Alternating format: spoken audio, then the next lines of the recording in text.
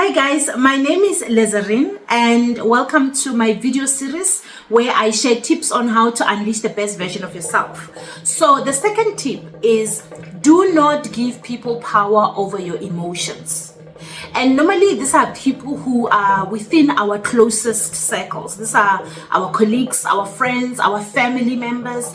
And I'm saying this because this is something that I'm still battling with, but it's not as intense as it used to be, where I started valuing myself based on how people perceive me, And what do I mean by this? I mean the way in which you look at yourself. It's normally the way in which you value yourself. It's normally based on what people think of you. The way people look at you, the opinions they have about you, either good or bad. Then you start looking at yourself through their eyes in a way.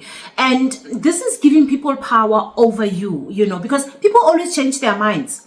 One minute people look at you and they find you as an inspiring person who, they look up to, and the next thing they looking at you like you're an enemy. So if you allow people to take power over how you value yourself and how you look at yourself, you are creating an environment where you are not going to be at your full best, because you are going to constantly look for validation. Even in your decision making, you start making decisions because of other people's opinions or views of you. I've seen a lot of people get into spaces where they leave their jobs or they get into debts because they want to impress other people, because other people's opinion matters so much, so that they are even changing their own principles and their own values, and even forgetting if they have principles or values. So I'm saying this because it is a battle for a lot of people, and it is a journey that I'm still walking through.